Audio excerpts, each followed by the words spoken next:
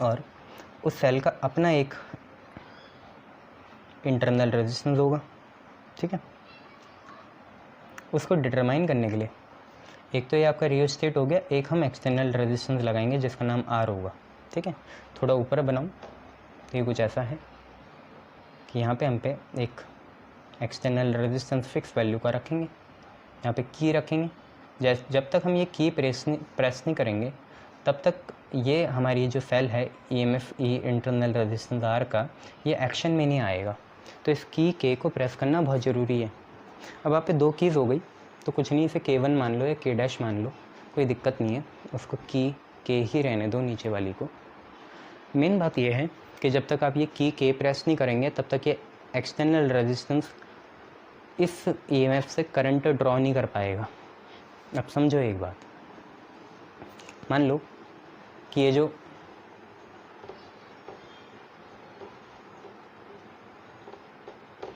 मान लो 2 कहानी हो सकती है। अभी मान लो ये की ओपन है, ठीक है, और आपने ये वाली की क्लोज़ कर दी, तो ये पूरी चीज़ जो है ये तो काम की ही नहीं है, क्योंकि ये तो क्लोज़ ही नहीं हुई। इसका भी एक अपना बन गया ना स्विच, ये के बन गया।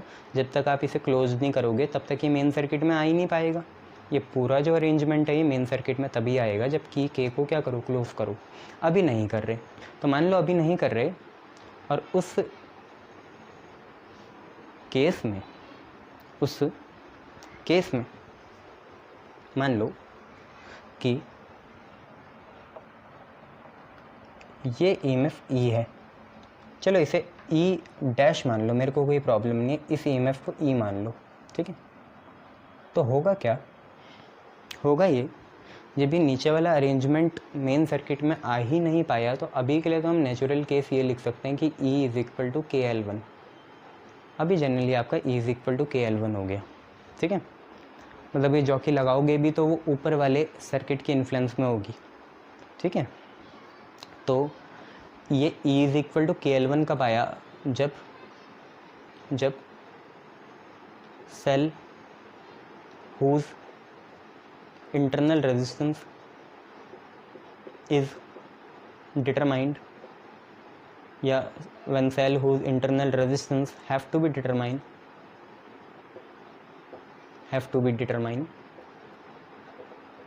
is not in use, जब इसे यूज़ में ना रखें, जिस सेल का आपको इंटरनल रेजिस्टेंस लगाना है या निकालना है उसको हम यूज़ में ही ना लें, तब आपका E KL1 है, E = KL1। अब मान लो ये की के क्लोज़ कर दी तो होगा क्या, ये जो रेजिस्टेंस है ये अब क्योंकि क्लोज़ हो गया, ठीक है, वो तो चल ही रहा है, तो ये E' से ये जो एक्सटर्नल रेजिस्टेंस है ये कुछ करंट खाएगा। जनरली रेजिस्टेंस करंट नहीं खाता, पोटेंशियल खाता है। पोटेंशियल की रिक्वायरमेंट होगी इसे एक्शन करने के लिए ना। ये भाई रेजिस्टेंस का काम क्या होता है, करंट को ब्लॉक करना। करंट को ब्लॉक करने के लिए पहले इसे अपनी तो इच्छा पूरी करनी पड़ेगी ना, अपनी कंजप्शन पहले इसे पूरी सेटिस्फाई करनी पड़ेगी। अपनी कंजप्शन इसे कैसे मिलेगी, ये इस सेल जिसका EMF E' है उसे बोलेगा भाई मेरी तरफ तो पोटेंशियल डाइवर्ट कर, है ना। Potential as a form of current ही ना डाइवर्ट कर। तुम समझ ही नहीं सकते इतना क्योंकि थोड़ा कंफ्यूजिंग है ये, पर कोशिश करो कि इस R को करंट की रिक्वायरमेंट है, तो पहले ये EMF को क्या करेगा, ये EMF को इफ़ेक्ट करेगा या इस EMF को कंपेल करेगा कि भाई तू मेरी तरफ पोटेंशियल भेज। अब मेनली बात क्या हुई, फिर E' किसी काम का रहे ही नहीं, अब काम का कौन है, पोटेंशियल है। और जब पोटेंशियल काम का हो जाएगा तो अब हम जैसे E1 E2 बोलते थे ना, तो अब E1 तो E है पर E2 E नहीं रहेगा, V रहेगा। क्यों सर, ऐसा क्यों? बेटा E कब रहता था, जब ये R नहीं होता, क्योंकि पहले तो R था नहीं ना। जब R नहीं था तो सारा EMF ऊपर को ही डाइवर्ट हो रहा था, तो सारा EMF एक्शन में आ गया था। पर अब इस R ने EMF का कुछ पार्ट खा लिया। आपको भी पता है वो कितना होता है, IR होता है, छोटा R, लॉस वोल्टेज, वो खा लिया। तो अब काम का कितना है, V है। आपको भी पता है जब भी क्लोज सर्किट हो तो E नहीं आ सकता, V आता है। चलो V आ गया, और V की वजह से देखो हुआ क्या, पहले J पे थी लेंथ, तब L1 आया, अब मान लो इधर आ गई J' पे, तो होगा क्या, V = KL2 लिख लेते हैं, ये हो गया। दूसरा बच्चों, अगर आपको इतना याद है कि अगर दोनों को डिवाइड कर दें E/V तो KL1/KL2 आएगा, इससे ये कैंसिल हो सकता है। तो E/V कितना आया, L1/L2 आ गया। शाबाश। अब मैं अगर आपसे एक चीज़ पूछूं, आपने इंटरनल रेजिस्टेंस जो कि आपका स्मॉल r था, एक्सटर्नल रेजिस्टेंस और EMF और पोटेंशियल डिफरेंस के बीच का रिलेशन पहले से ही पढ़ा है। क्या था, R = E/V -1 R। शायद सेकंड थर्ड वीडियो थी, उसमें हमने ये देखा था, है ना। तो हम यहाँ लिख लेते हैं, ये कहाँ से है, फ्रॉम, कहाँ से बच्चे, फ्रॉम, या वी नो दैट, बस कुछ नहीं। तो E/V वहाँ से देखो कितना है, L1/L2 है, तो R की वैल्यू L1/L2 -1 R आ जाएगी। ये है R = L1/L2 -1 R, ये याद रखना। अब मेन बात ये है, ये आपको थोड़ा समझ में आना चाहिए V क्यों आया। V इसलिए आया क्योंकि अब हम पे एक्सटर्नल रेजिस्टेंस भी है, वो EMF E थोड़ी जाने देगा, कुछ खा भी जाएगा ना खुद, तो इस वजह से, ठीक है। तो ये चैप्टर आपका ख़त्म होता हो। अब क्या है, एक छोटा सा चैप्टर है,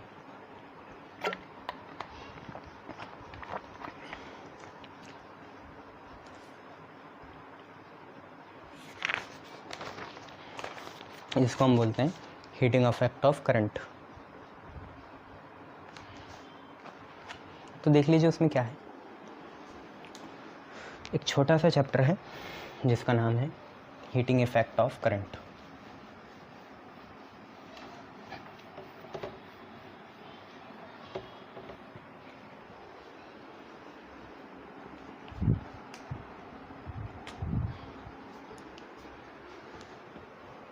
हीटिंग इफेक्ट ऑफ करंट।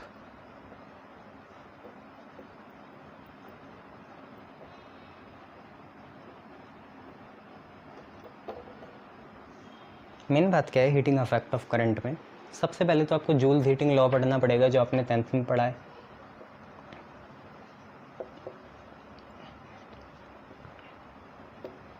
क्या था ये, जूल्स हीटिंग लॉ आपसे क्या बोलते हैं, the heat flowing through a wire is directly proportional to multiple factors. क्या क्या हैं वो, या is equal to the multiple factors.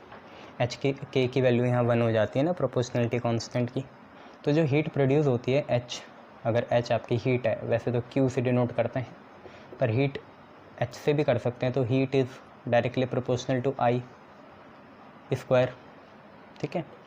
Heat is directly proportional to resistance of the wire, है ना, और heat is directly proportional to time T. ये सारी चीज़ें होती थी, तो इनको कंबाइन करते थे, तो H is directly proportional to I square R T आता था। डायरेक्ट हटेगा, कांस्टेंट आएगा के, पर के की वैल्यू 1 होती थी, तो H is equal to I square R T आता था। ये आपको जूल्स में आता था, इसे बोलते थे Joule's heating law. H is equal to I square R T. The current flowing through a wire is directly proportional to the square of the current flowing through it, directly proportional to the resistance of the wire, and directly proportional to the time taken by the wire to heat up, ठीक है। तो ये joules में था, अगर इसे हमें calorie में कन्वर्ट करना है तो आपको पता है 1 कैलोरी 4.18 जूल होती है। ये जूल में है, इसे कैलोरी में करना है तो बड़ी चीज़ बनानी है तो फैक्टर से डिवाइड करना पड़ेगा, तो 4.18 लगा दोगे तो कैलोरी आ जाएगा, ठीक है।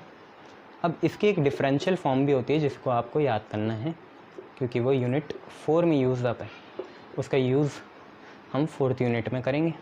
तो एच, मान लो करंट तो सेम फ्लो कर रहा है आई, तो उसका स्क्वायर आएगा। रेजिस्टेंस तो कम ज़्यादा नहीं हो सकता, मान लो कम टाइम लगा, तो आप खुद सोचो कम टाइम में ज़्यादा हीट प्रोड्यूस होगी या कम होगी। आर फिक्स है, आई फिक्स है, आप बस ये देखो कि कम टाइम में ज़्यादा हीट प्रोड्यूस होगी या कम, तो कम ही होगी तो डी एच लिख देंगे, ये इसकी डिफरेंशियल फॉर्म है, ठीक है। D H by D T, या हीटिंग करंट भी बोलते हैं इसे, या आपने थर्मल प्रॉपर्टीज़ ऑफ मैटर में पढ़ा था क्लास 11th में। तो D H is equal to I square R D T, ये आपका जूल्स हीटिंग लॉ है। बच्चों वाले न्यूमेरिकल आते हैं, करेंगे इसमें समय मिलेगा तो।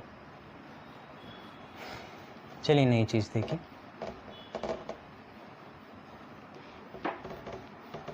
नई चीज़ क्या है, आपने मैकेनिकल पावर देखी थी, अब इलेक्ट्रिकल पावर देख लीजिए। इलेक्ट्रिकल पावर, और अभी हम इंस्टेंटेनियस देखेंगे।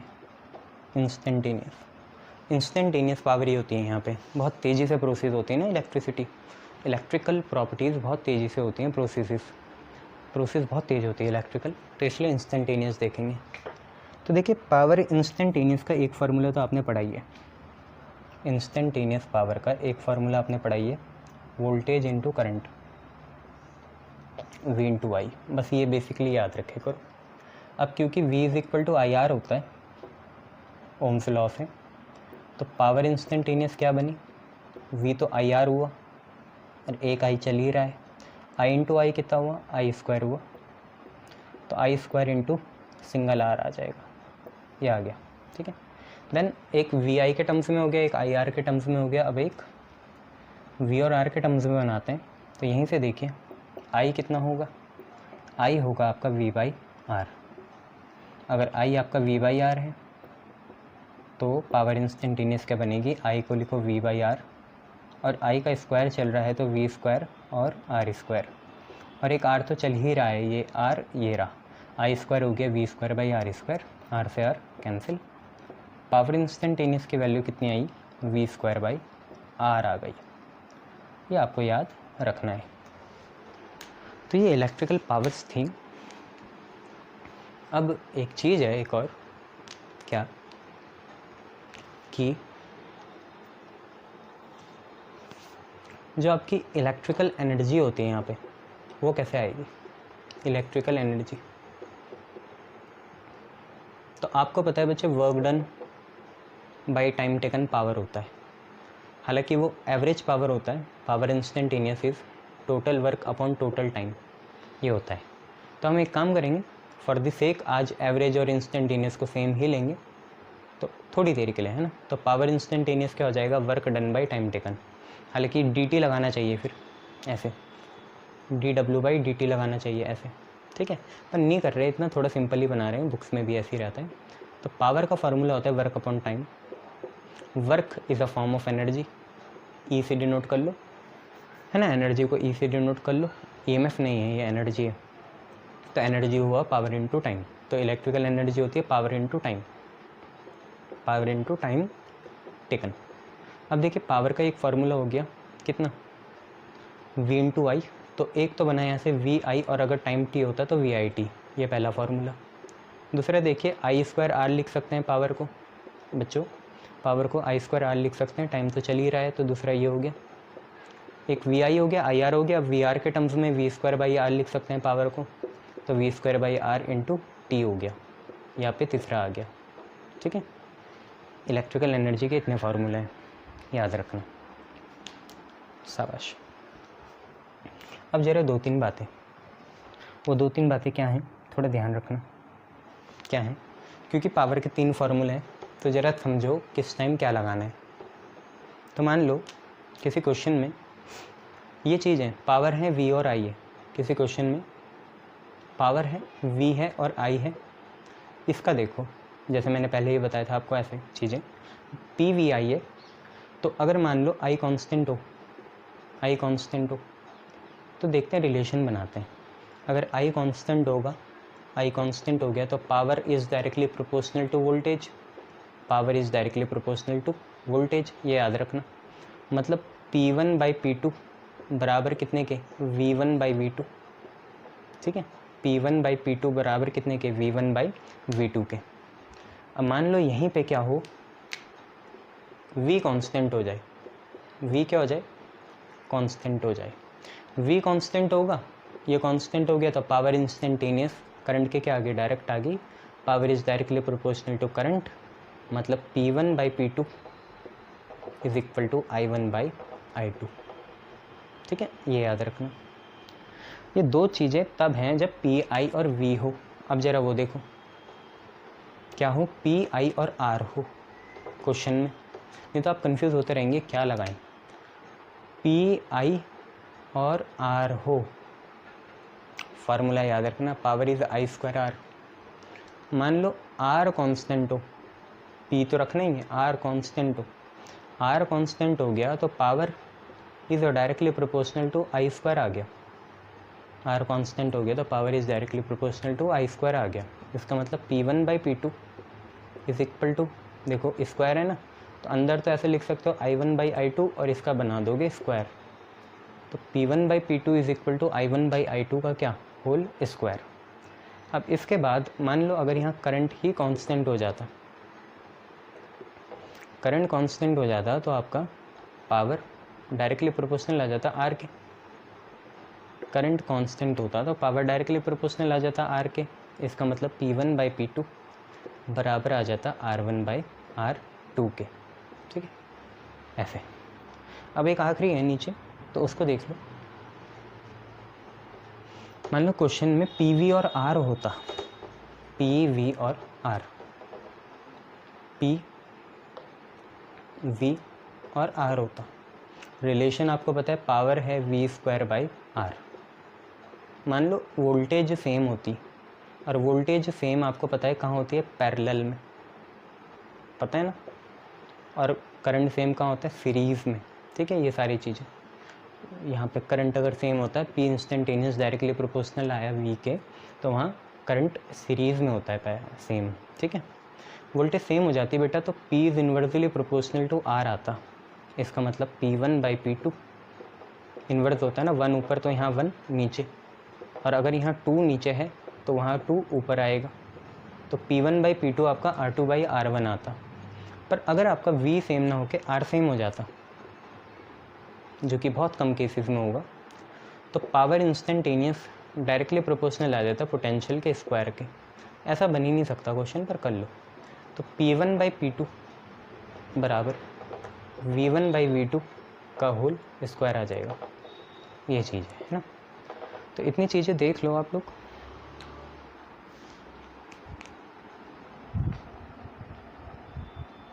और अब एक चीज़ देखिए, जरा हम आखिरी चीज़ पढ़ लेते हैं, bulb in series and bulb in parallel. Series में क्या होगा बल्ब के साथ, और पैरेलल में क्या होगा बल्ब के साथ, ये चीज़ देख लो।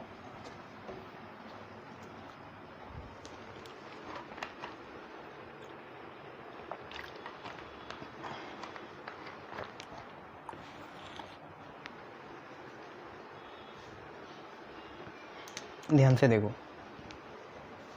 अगर हम पे बल्ब हों सीरीज़ में तो करंट सेम हो जाएगी, है ना।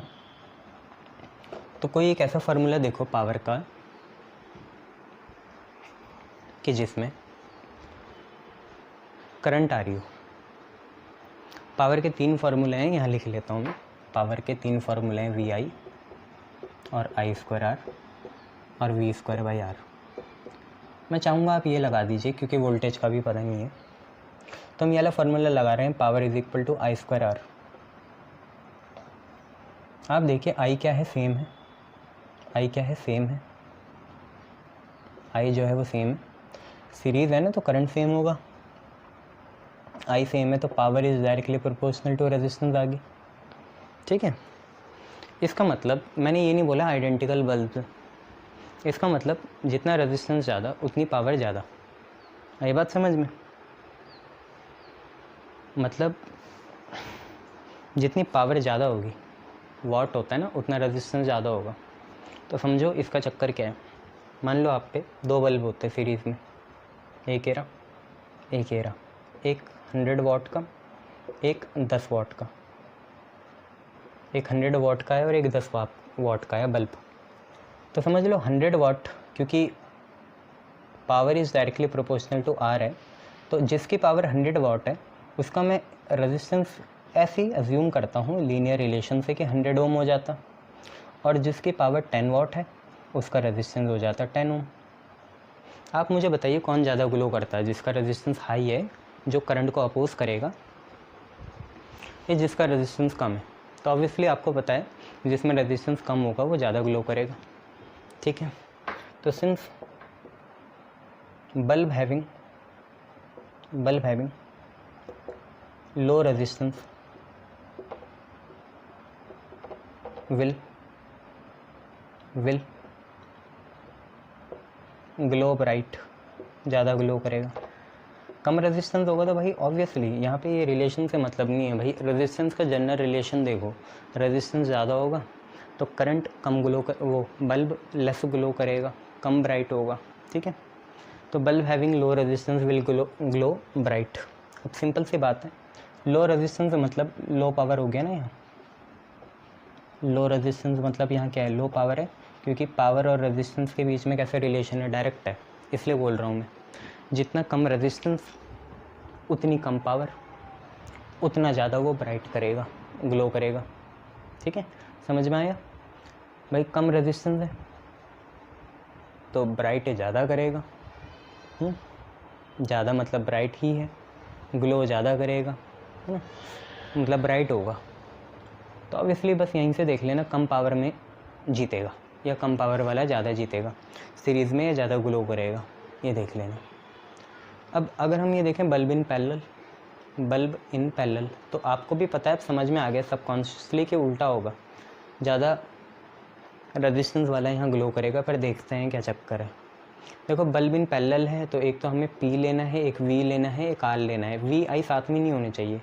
तो बल्ब इन पैरेलल है तो V सेम होगा, और रिलेशन हम यूज़ कर रहे हैं पावर इज़ V²/R, ये यूज़ कर रहे हैं, पावर इज़ V²/R। अब मान लो V सेम है तो power is inversely proportional to R हो गया। इसका मतलब अगर पावर जो कि फैक्ट है 100 वाट वाले की ज़्यादा होगी, किससे, 10 वाट वाले से। 100 वाट भाई 100 वाट पावर का है ना, वो ज़्यादा होगा 10 वाट की पावर से। तो इन्वर्स रिलेशन है, जिसकी पावर ज़्यादा उसका रेजिस्टेंस कम, रेजिस्टेंस का ग्लो और ब्राइटनेस से डायरेक्ट रिलेशन है। तो जिसकी पावर ज़्यादा 100 वाट की ज़्यादा है तो रेजिस्टेंस 100 वाट का क्या होगा, कम होगा, किससे, 10 वाट से। 100 वाट वाले का रेजिस्टेंस जो है वो 10 वाट वाले से क्या होगा, कम होगा, ठीक है। इसका मतलब तुम्हें भी पता है जिसका रेजिस्टेंस कम होगा, सही लिखा हुआ है ना, मतलब 10 वाट वाले का रेजिस्टेंस क्या है, ज़्यादा है, ये ज़्यादा रेजिस्टेंस है, और ये क्या है, कम है। तो 100 वाट वाले का आज के डेट में रेजिस्टेंस कम है, और जिसका रेजिस्टेंस कम होता है वो ग्लो करता है और ज़्यादा ब्राइट। तो तुम्हें अब इतना समझ में आ गया होगा कि पैरेलल में तो यह है कि जितनी ज़्यादा वोल्टेज का हम लगाएंगे उतना ज़्यादा वो ब्राइट ग्लो करेगा, उतना ज़्यादा वो चमकेगा, उतना ज़्यादा वो इल्यूमिनेट होगा। क्यों, क्योंकि भाई जिसका रेजिस्टेंस क्या हो, यहाँ पे ऐसा समझो, जिसकी पावर क्या हो, ज़्यादा हो, तो पैरेलल में उसका रेजिस्टेंस उतना ही कम होगा, और जितना कम रेजिस्टेंस होगा उतना ज़्यादा वो ब्राइट करेगा। तो दोनों तुम्हारे सामने, बल्ब इन सीरीज़ में क्या है, करंट क्या है, सेम है, करंट सेम है, तो पावर और रेजिस्टेंस क्या आ गए, डायरेक्ट आ गए। मतलब जितना ज़्यादा वाट का आप बल्ब लोगे, जितना ज़्यादा वाट का आप बल्ब लोगे उतना ज़्यादा उसका रेजिस्टेंस होगा, और जितना ज़्यादा रेजिस्टेंस होगा उतना वो लेस इल्यूमिनेट या ब्राइट होगा, ठीक है। जबकि यहाँ पैरेलल में क्या है, पैरेलल में पावर इज़ V²/R है, वोल्टेज सेम है तो power is inversely proportional to R। मतलब अगर आप ज़्यादा वाट का बल्ब लोगे तो उसका रेजिस्टेंस उतना ही कम होगा पैरेलल में। मैन्युफैक्चरिंग डिफेक्ट नहीं है ये, पैरेलल में। तो पैरेलल में फ़ायदा है ज़्यादा वाट के बल्ब लेने से, वो ज़्यादा ब्राइट होगा। एक बात डालो दिमाग में, अब पावर में पैरेलल में ज़्यादा वॉटेज का या ज़्यादा वॉटेज का बल्ब लेना फ़ायदेमंद रहता है, ठीक है, जबकि सीरीज़ में कम वॉट का बल्ब लेना फ़ायदेमंद रहता है, ठीक है। चलिए, तो ये कंप्लीशन ही हो गया आपका थ्योरी टॉपिक। अब बस हमें क्या करना है, न्यूमेरिकल्स करना है, तो stay tuned. Thank you.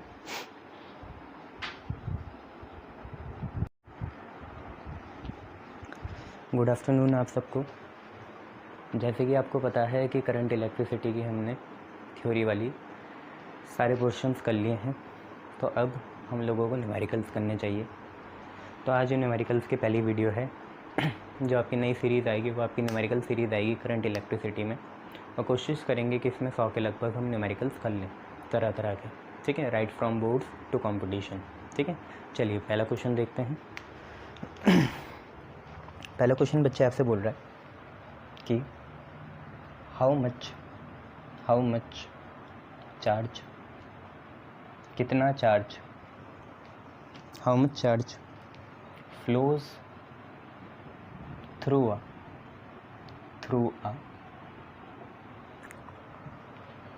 250 volt, 100 watt, 1000 watt heater in 1 minute. आपके क्वेश्चन क्या है, ध्यान से पढ़िए। आपसे बोल रहा है कि एक हीटर है, उसको अगर हम 1 मिनट तक ऑपरेट करें, उस हीटर की रेटिंग्स हैं 250 वोल्ट और 1000 वाट। इससे मैक्सिमम अगर रेट पे जाएगा वो, तो वो बंद भी हो सकता है, ख़राब हो सकता है। तो ये इसके थ्रेशोल्ड लिमिट है, ठीक है। तो आपसे पूछा हुआ है कि 1 मिनट में जब हम इस हीटर को ऑपरेट करेंगे, जिस हीटर की रेटिंग्स 250 वोल्ट 1000 वाट है, आगे जाके जब आप एसी पढ़ोगे तो वोल्ट के साथ यहाँ फ्रीक्वेंसी आती है, पावर नहीं आती, ठीक है। तो आपको बताना है 1 मिनट में कितना चार्ज फ्लो होगा। बच्चों सिंपल सी बात है, बैक टू द बेसिक्स। हमें पता है चार्ज जो होता है वो करंट इनटू टाइम होता है, ठीक है। नाउ आपको देखो वोल्टेज दे रखी है और पावर दे रखी है, और आपको करंट चाहिए। तो कोई एक ऐसा फार्मूला देखो जिसमें पावर भी आए, करंट भी आए और वोल्टेज भी आए। तो एक ही फार्मूला होता है, आपको पता है, power is equal to i into v, या power is equal to v i. Power के तरह तरह के फार्मूले हैं, अभी तो ये लगा रहे हैं वी आई। आपको पता है आई स्क्वायर आर भी होता है और वी स्क्वायर बाई आर भी होता है, ठीक है। अभी ये लगा रहे हैं। तो बच्चे आई की वैल्यू यहाँ से कितनी आ गई, पावर बाई वोल्टेज आ गई।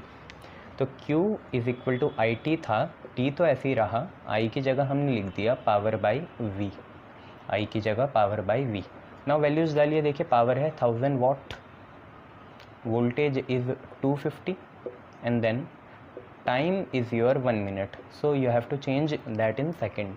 तो 1 मिनट आपका 60 सेकेंड हो जाएगा। 250 4 जा 1000 होता है, 60 इंटू 4 आपका 6 4 जा 24, मतलब 240 आया। तो चार्ज आपका 240 कुलम्स फ्लो होगा 1 मिनट में, ठीक है। 240 कुलम्स फ्लो हो जाएगा 1 मिनट में। ध्यान से देख लीजिए क्वेश्चन, आगे बढ़ते हैं फिर, ठीक है। तो आगे बढ़ते हैं, ये हो गया क्वेश्चन। नेक्स्ट क्वेश्चन में चलते हैं। चलो नेक्स्ट क्वेश्चन देखो। नेक्स्ट क्वेश्चन क्या है,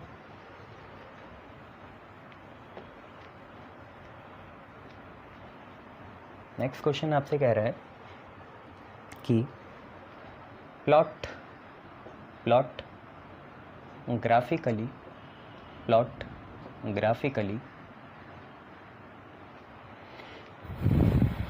द वेरिएशन ऑफ पावर,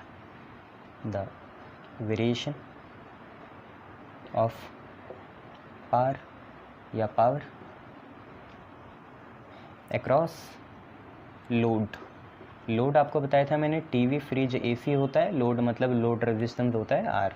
अगर लोड भी दिया है तो आप समझ जाना रेजिस्टेंस है, ठीक है। अगेंस्ट लोड दो बार आ गया, समझाता हूँ क्या चीज़ है, ठीक है। अभी देख लीजिए, फ्लो के साथ चलिए। Against load L R when connected across DC. अब डीसी में दिक्कत है, डायरेक्ट करंट में दो तरह के करंट होते हैं ना, बैटरी से जो आता है वो डायरेक्ट करंट होता है, और जो आपके घर में सप्लाई होती है वो एसी करंट होता है, मेंस बोलते हैं उस, ठीक है। For a finite internal resistance जो है स्मॉल आर। तो ये एक डायरेक्ट ग्राफ होता है जिसको आपको याद करना है। आपको बच्चों क्या करना है, कोई लोड होगा टीवी फ्रिज एसी, उसमें जो पावर आउटपुट है उसको आपको लेटर से उस पावर को हम वाई एक्सिस में रखते हैं, ठीक है। पावर को वाई एक्सिस में रखते हैं। तो जो पावर अक्रॉस लोड है जिसको हम P बोल रहे हैं, उसका आपको ग्राफिकली रिलेशन या वेरिएशन बताना है, किसके साथ, लोड रेजिस्टेंस के साथ, जो कि टीवी फ्रिज एसी हो सकता है।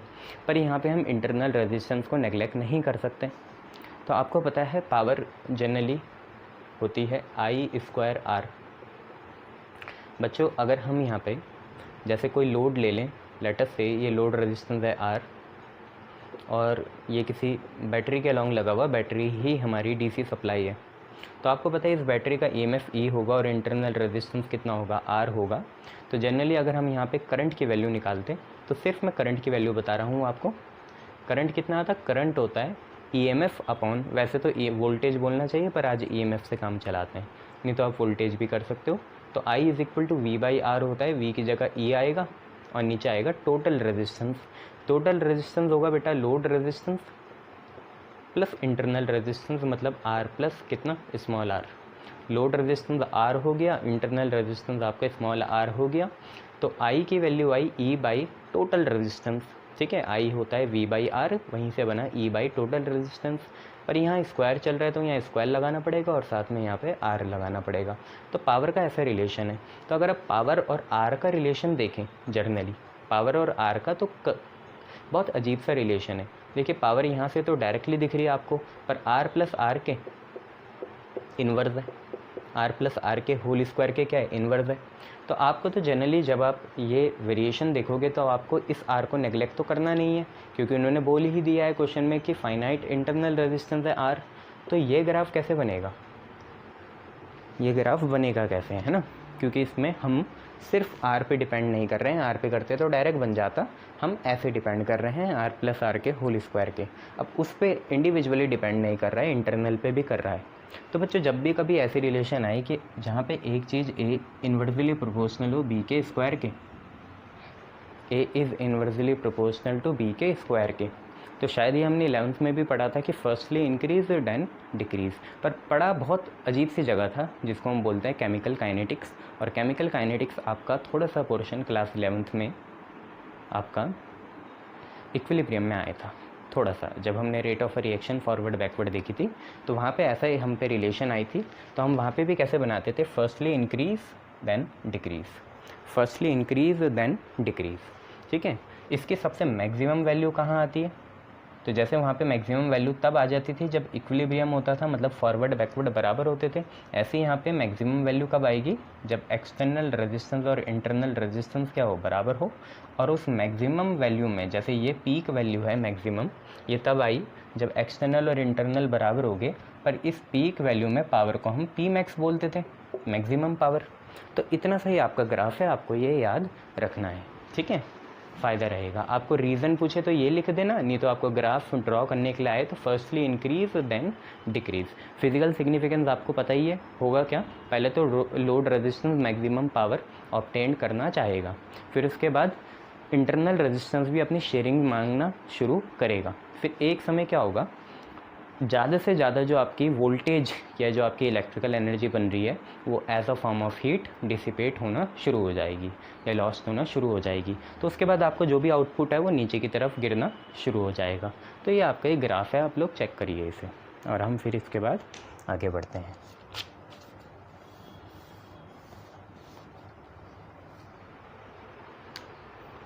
चलिए नेक्स्ट क्वेश्चन करते हैं।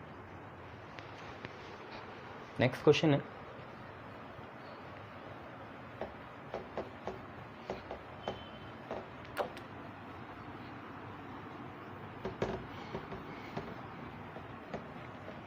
नेक्स्ट क्वेश्चन है आप लोगों पे कि write down silver, let us use symbol, silver is Ag, aluminium is Al, and then copper and then iron in order of increasing order of electrical conductivities। तो increasing conductivity order में आपको इन्हें arrange करना है। तो एक तो आप बचपन से पढ़ रहे हो, सबसे बेस्ट कंडक्टर ऑफ इलेक्ट्रिसिटी कौन होता है, सिल्वर होता है। सबसे बेस्ट कंडक्टर पता है ना, silver is the best conductor of electricity, 10th में पढ़ा होगा आपने, एस चंद वाली बुक में, है ना। और बहुत सी एसएलइना बुक है, पर उसमें आपने एक चीज़ देखी होगी कि सिल्वर तो बहुत महंगा होता है, तो उसकी जगह हम बेस्ट पॉसिबल फिर कौन यूज़ करते हैं, फिर हम यूज़ करते हैं कौन, सिल्वर के बाद कॉपर यूज़ करते हैं, कॉपर की वायर्स आती हैं। देन बहुत सारी एल्यूमिनियम की वायर्स भी आती हैं जो हैवी जो सिस्टम होते हैं इलेक्ट्रिकल, उसमें यूज़ करने के लिए। और आयरन हम सबसे कम यूज़ करते हैं। हाँ, ये बात है कि आयरन को हम मैग्नेट्स या इलेक्ट्रोमैग्नेट में बहुत यूज़ करते हैं या कॉइलिंग में बहुत यूज़ करेंगे, या हैवी डैम्पिंग करनी हो, आगे जाके आप लोग पढ़ोगे तो वहाँ पे यूज़ करते हैं, पर आयरन को बेसिकली हम कंडक्टिविटी ऑर्डर में तो सबसे आखिरी में ही रखेंगे, मतलब इसकी कंडक्टिविटी सबसे कम होगी, ठीक है, क्योंकि आयरन में हीटिंग इफेक्ट बहुत होता है, ठीक है, लॉस होता है एनर्जी का हीटिंग की फॉर्म में, है ना। तो आपका सही ऑर्डर क्या बनेगा बच्चे? देखिए इंक्रीजिंग ऑर्डर में करना है आपको, आदत तो डिक्रीजिंग ऑर्डर की है। डिक्रीजिंग ऑर्डर के हिसाब से देखिए सबसे पहले तो आपका आ जाना चाहिए था सिल्वर, सिल्वर की सबसे ज़्यादा होती तो नंबर 1 है डिक्रीजिंग ऑर्डर के हिसाब से सिल्वर, दूसरा है कॉपर, तीसरा है एल्यूमिनियम, चौथा है फेरस। बस इसका उल्टा लिखो, सबसे कम फेरस की कंडक्टिविटी, फिर उससे कम, इंक्रीजिंग में तो ऐसा ऑर्डर लगता है ना, ऐसा एरो, डिक्रीजिंग में ऐसा लगता है। आयरन के बाद नंबर किसका है? एल्यूमिनियम का, फिर थोड़ी बड़ी किसकी होगी? कॉपर की, और सबसे बड़ी किसकी होगी? सिल्वर की, Ag। तो ये आपका क्या हो गया? कंडक्टिविटी ऑर्डर हो गया। Silver is the best conductor of electricity. चलिए आगे बढ़ते हैं और नेक्स्ट क्वेश्चन देखते हैं। नेक्स्ट क्वेश्चन है आप पे कि if the current supplied to a resistor R is kept constant, if a current supplied to a resistor R को हम कांस्टेंट रखें, then draw V versus R graph. V और R ग्राफ को आपको बनाना है, ठीक है, ओम्स लॉ का आपको सहारा लेना पड़ेगा और इस क्वेश्चन को करना पड़ेगा। करंट को हम कांस्टेंट रखेंगे और V और R के बीच में रिलेशन बनाएंगे।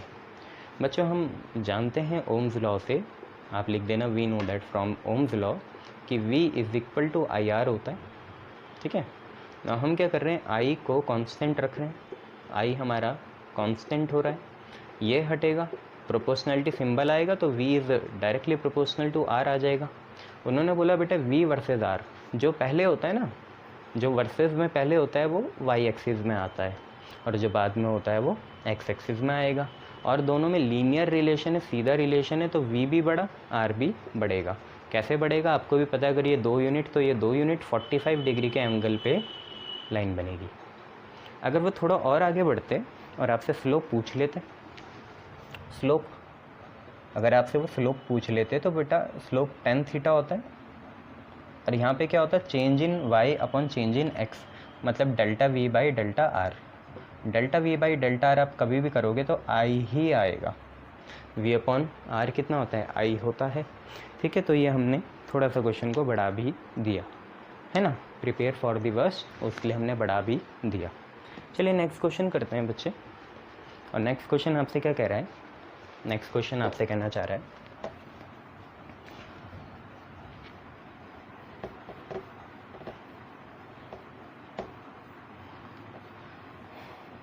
नेक्स्ट क्वेश्चन आपसे कहना चाह रहा है कि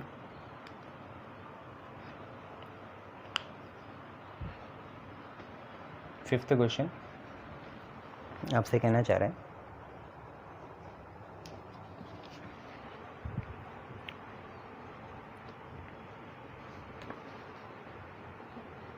कि आप हमें, क्योंकि ये वाला हमने कर लिया है तो अब हम ये वाला करते हैं, है ना। What will be the resistance of carbon, वही वाला BB रॉय ग्रेट भारत वाला carbon register coded brown red orange. याद है ना, BB Roy great Bharat very good wife wearing gold silver in necklace, ठीक है। तो आपको ये बनाना है, याद है ना, BB Roy, BB Roy great Bharat, B होता है ब्लैक, देन आपका ब्राउन, देन आपका रेड, देन आपका ऑरेंज, देन आपका येलो, देन आपका ग्रीन, देन आपका ब्लू। अच्छा, ब्लैक के लिए 0 यूज़ करते हैं, ब्राउन के लिए 1, रेड के लिए 2, ऑरेंज के लिए 3, येलो के लिए 4, ग्रीन के लिए 5, ब्लू के लिए 6। तो ब्राउन के लिए देखिए क्या यूज़ होगा, ब्राउन के लिए आपका नंबर यूज़ होगा 1, रेड के लिए आपका नंबर यूज़ होगा 2 और ऑरेंज के लिए आपका नंबर यूज़ होगा 3। ठीक है बच्चे, तो आपको बताया पहले दो तो सिग्निफिकेंट फिगर में आते हैं और जो तीसरा होता है स्ट्रिप वो मल्टीप्लायर बनता है और चौथी स्ट्रिप आपकी टॉलरेंस लिमिट को बताता है। नो कलर के लिए आपका कितना होता है 20 होता है। सिल्वर गोल्ड के लिए आपको पता होना चाहिए कितना होता है, 10 और 15 होता है। तो ऐसे, तो अभी ब्राउन है तो ब्राउन का तो नंबर लिखा जाएगा, तो ब्राउन को 1 लिख दिया। रेड का भी नंबर लिखा जाएगा, जो ऑरेंज बचा वो 10 की पावर बन जाएगा। तो ब्राउन का नंबर 1, रेड का नंबर 2 और ऑरेंज जो है वो मल्टीप्लायर बनेगा 10 का, तो 10 की पावर 3 आ गया। ये आपका ओम्स में आंसर आ जाएगा, 12 इंटू 10 की पावर 3। ठीक है, और जब भी नो कलर होता है तो आपको पता होना चाहिए क्या लगाते हैं, +-20% लगाते हैं। ठीक है, गोल्ड सिल्वर के लिए अलग होता है, नो कलर के लिए +-20%। और वो रेजिस्टेंस के बाद ही लगेगा क्योंकि ये एरर है एक तरह का। ठीक है, ये चीज़ें हैं। चलिए नेक्स्ट करते हैं। अब मुझे 6th क्वेश्चन डाल देना और आप लोग बताइए red, yellow, brown, red, yellow, brown. और कभी कभार हम वाइट को नो कलर भी लिखते हैं। वाइट मतलब है ही कोई कलर नहीं, वाइट मतलब नो कलर ही होता है। आ जाए तो घबराना नहीं है, नया डेटा ऐड कर लो। वाइट मतलब क्या है, नो कलर है। चलिए बनाइए, पॉज करके बनाइए। देखिए रेड के लिए तो 2 हो गया, ठीक है। येलो के लिए कितना हो गया, 4 हो गया। ब्राउन के लिए कितना है, 1 है। वाइट या नो कलर के लिए +-20%। तो लगाइए, ये दोनों तो नंबर आएंगे, तो 24 इंटू 10 की पावर, ब्राउन जो है वो मल्टीप्लायर बनेगा तो 10 की पावर 1 और फिर यहाँ ओहम लिख देना और फिर +-20%। ये 24 इंटू 10 +-20%। 1 भी लिखोगे तो कोई दिक्कत नहीं है। ठीक है, शाबाश। चलिए एक और करिए। अब मैं आपको क्या करता हूँ, 7th क्वेश्चन चलेगा हमारा और 7th क्वेश्चन में नंबर दे देता हूँ रेजिस्टेंस का। कलर कोड निकालो, फाइंड कलर कोड। कोई कोई UR भी लिखता है तो वो ब्रिटिश वर्सेस अमेरिकन है, हम तो इंडियन हैं, कुछ भी चलाएंगे, है ना, जहाँ से फ़ायदा मिले। तो कलर कोड बच्चे आपका है, रेजिस्टेंस आपका है 26 ±5%। अच्छा, 26 इंटू 10 ±5%, ये आपको करना है।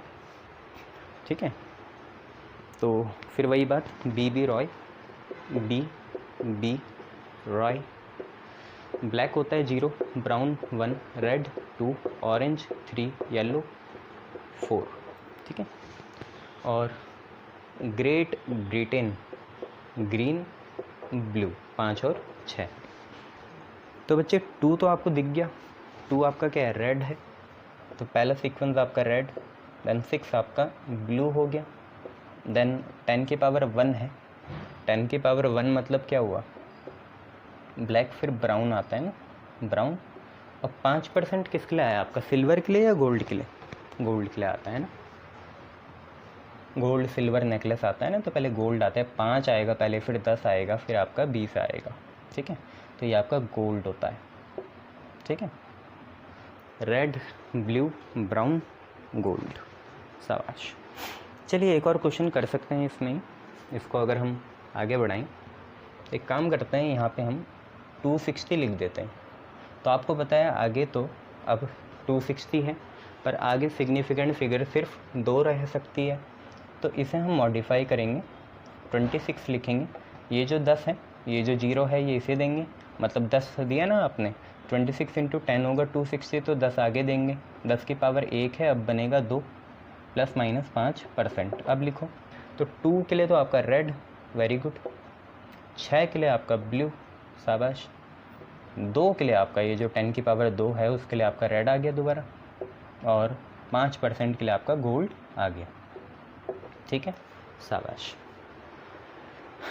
एक और मॉडिफिकेशन कर लो इसमें, क्वेश्चन नंबर 9। वो मॉडिफिकेशन क्या है, आप पे है 3.5 इंटू 10⁴ ±5%, ये है आप पे। तो बच्चे पॉइंट भी नहीं होना चाहिए, पॉइंट को भी उधर भेजेंगे तो ये बनेगा 35/10 इंटू, ये आपके क्वेश्चन है, ठीक है, 35/10 इंटू 10⁴ ±5%।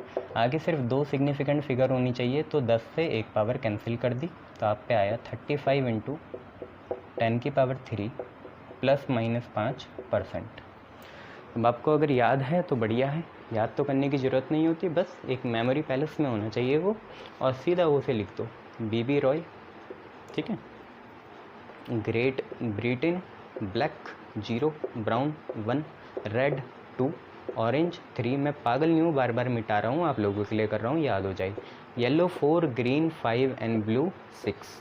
नाउ जब ये सही मॉडिफाइड वैल्यू में आ गया है तो आप सिर्फ कोड से लिखिए, तो सीक्वेंस क्या होगा, 3 के लिए वहाँ देखिए ऑरेंज है, 5 के लिए ग्रीन है, ये जो मल्टीप्लायर पावर है 3, इसके लिए ऑरेंज आएगा दोबारा, और जब भी ±5% हो तो आपका गोल्ड आएगा, ठीक है। तो ऑरेंज, ग्रीन, ऑरेंज और गोल्ड आ गया, ठीक है। बस बेसिकली इसमें क्वेश्चन और क्या बढ़ सकता है, क्वेश्चन वो ये बढ़ा सकते हैं, तो क्वेश्चन नंबर 9th बी डाल लेना आप कि if this resistance is applied across battery जिसका पोटेंशियल 350 वोल्ट्स है, if this carbon coded resistance is applied across a battery whose potential is 350 volt, find current.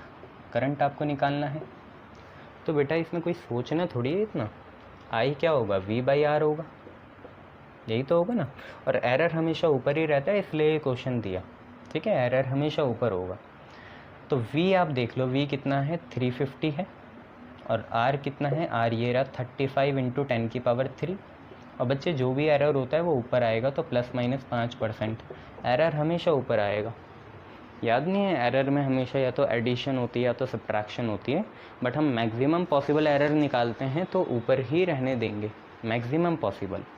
चलिए काटिए इससे, तो 35 10 जा 350 होगा, 10 की पावर 1 ऊपर है, 3 नीचे है, 3 ऊपर जाएगा तो -3 होगा, और -3 और 1 -2 होगा, तो 10 की पावर -2 ±5% एम्पियर आपका आंसर हो जाएगा। एरर में एम्पियर मत लगाना, ±5% का एरर आएगा करंट की मेज़रमेंट में, ठीक है। तो 10 की पावर -2 मतलब 1/100 100 एम्पियर आपका आंसर आया, और ±5% हम लोगों ने लिख दिया, ठीक है, शाबाश। बच्चे यहीं पे एक क्वेश्चन के फॉर्म में एक कंसेप्ट और देख लो, किसी इलेक्ट्रिकल सर्किट की अगर हमें एफिशिएंसी जाननी हो, एफिशिएंसी मतलब हमें आउटपुट क्या मिल रहा है, आउटपुट हमें अलग अलग तरीके की फॉर्म से मिल सकता है, वोल्टेज भी एक तरह की आउटपुट बन जाती है कभी कभार जब हम सेल वाले सर्किट से डील करें, ठीक है, तो वोल्टेज एक तरह की आउटपुट है, करंट तो है ही आउटपुट, और पावर भी एक तरह की क्या है, आउटपुट है। तो आउटपुट और इनपुट जब भी हो तो हमें एफिशिएंसी निकालनी होती है, तो एफिशिएंसी किसी सर्किट के इस चीज़ पे डिपेंड करती है कि उसका एक्सटर्नल रेजिस्टेंस और जो इंटरनल रेजिस्टेंस है, या एक्सटर्नल रेजिस्टेंस और जो बाहर से आया टोटल रेजिस्टेंस, उनका जो रेशो है वो आपका एफिशिएंसी को डिफाइन करता है। तो आप क्वेश्चन नंबर 10 डाल के एक चीज़ लिख लीजिए कि क्वेश्चन है आप पे, राइट दी रिलेशन बिटवीन, कुछ चीज़ें यहीं कवर होती हैं इसलिए, write the relation between efficiency of cell, जिसको हम ईटा से डिनोट करेंगे, एंड इंटरनल रेजिस्टेंस। 1 मार्क्स में आएगा बच्चे, सीधा याद रखना, efficiency is eta, let us से एक्सटर्नल रेजिस्टेंस इज आर, नीचे टोटल रेजिस्टेंस बनेगा एक्सटर्नल प्लस इंटरनल। तो आपको देखिए रिलेशन मिल गई किसके, ईटा और इंटरनल रेजिस्टेंस के बीच की, ये आपका आंसर हो जाएगा, ठीक है। तो ऑब्वियसली यहाँ से अगर आप फैक्टर बनाएं तो एफिशिएंसी और इंटरनल रेजिस्टेंस के बीच में इन्वर्स रिलेशन है for fix external resistance. R को आप कांस्टेंट कर दोगे या फिक्स कर दोगे। और अगर आप इसका ग्राफ भी बनाना चाहें तो very good, efficiency R, efficiency versus R, सीधी लाइन आएगा, सीधी लाइन किसी और चीज़ को नहीं। अगर इसका स्लोप देखें तो delta eta by delta R जो है वो आपका एक्सटर्नल रेजिस्टेंस की वैल्यू ही देगा। ठीक है, तो इतनी बातें थी आपकी, 10 क्वेश्चन यहाँ पे आपके निपटते हुए। चलिए आगे बढ़ते हैं और नई चीज़ देखते हैं।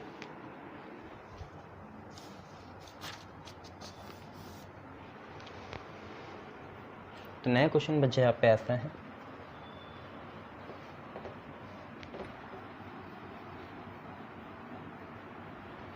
नया क्वेश्चन आप पे जो है वो कुछ ऐसा है कि एक वायर है जिसका रेजिस्टेंस 20 ओम है। बेटा वायर में अगर हम बेंट बुंट करते हैं तो लेंथ एरिया को फ़र्क नहीं पड़ता, लेंथ और एरिया का प्रोडक्ट वही रहता है, वॉल्यूम ही रहेगा। ठीक है, तो ये डायमेंशन पे वैसे ही डिपेंड नहीं करता, रेजिस्टेंस वैसी फॉर्म में एल और ए पे तो करता है, पर अगर दोनों एक साथ चेंज हो रही हो मतलब वॉल्यूम तो चेंज नहीं होगी ना, वही बात है। एक वायर है जिसका रेजिस्टेंस 20 ओम है, एक wire of resistance, a wire of resistance 20 ohm is bent into the form of a wire of resistance of 20 ohm is bent into the form of circle whose, या बस इतना लिख लो, find the resistance between two diagrammatically या diametrically, diagram तो बना लेंगे, diametrically opposite corners. Corners circumference में होंगे सर्किल के, तो वहीं से हमें निकालना है, या पेरीमीटर में होंगे सर्किल की, तो दो डायग्रामेटिकली अपोजिट कॉर्नर्स में हमें के बीच में कितना रेजिस्टेंस होगा वो बच्चे हमें निकालना है। यहाँ पे एक कंसेप्ट लगेगा कि रेजिस्टेंस डायरेक्टली प्रोपोर्शनल होता है लेंथ के। अब ध्यान से देखो, एक वायर थी, मान लो ये ए बी कोई भी वायर थी, है ना, एक्स वाई वायर थी, और इसका रेजिस्टेंस था 20 ओम, इसको हमने बेंड कर दिया, अब ये सर्किल बना। ठीक है, परफेक्ट तो नहीं बना पर काम चल जाएगा। और ये दो इसके ये डायमीटर हुआ बच्चे ओ, ठीक है, और डायमीट्रिकली अपोजिट कॉर्नर्स तो ये हुए, क्योंकि ये डायमीटर है तो एक कॉर्नर ये हुआ और एक ये हुआ, बीच में डायमीटर है तो ये डायमेट्रिकली अपोजिट कॉर्नर्स हुए। अब आप ये देखो, इतना तो कोई शक नहीं करेगा कि अगर ये चीज़ इसे डायमीटर में कन्वर्ट कर रही है, ठीक है, ए और बी ज्वाइन होकर डायमीटर आ रहा है, तो डायमीटर के ऊपर एक सेमी सर्किल है और नीचे एक सेमी सर्किल है, दोनों सेमी सर्किल के पेरीमीटर सेम होंगे। अगर इसका रेजिस्टेंस रेडियस आर होता तो ऊपर भी पाई आर आता, नीचे भी पाई आर आता। हालांकि वैसे पाई आर प्लस 2r होता है, पाई आर तो कर्व हो गया और 2r हो गया, पर इतना है कि ऊपर नीचे लेंथ सेम है और एरिया भी क्या है, सेम है। तो बेटा अगर मैं इसे 20 ओम को 20L लेंथ मानता कि इस वायर की लेंथ 20L होती, तो ऊपर भी 10L यूनिट लेंथ होती और नीचे भी 10L यूनिट लेंथ होती। 20 को तोड़ोगे ना दो पार्ट में तो 10L ऊपर होता, 10L नीचे होता, और रेजिस्टेंस डायरेक्टली प्रोपोर्शनल है लेंथ के। तो हम ऐसा सपोज़ कर सकते हैं कि यहाँ पे ये जो है इस पूरे में जो रेजिस्टेंस होगा वो 10 ओम का होगा, क्योंकि लेंथ भी कितनी है, 10L है, 10L है, तो रेजिस्टेंस भी 10 ओम होगा, और ऊपर भी कितना होगा, 10 ओम होगा। इट इज़ ओनली बिकॉज कि लेंथ इक्वली डिवाइड हुई तो रेजिस्टेंस भी इक्वली डिवाइड होगा। बच्चे आप ध्यान से देखो, ए से बी जाने के दो तरीके हैं, एक तो ऐसे चले जाओ ऊपर और एक ऐसे चले जाओ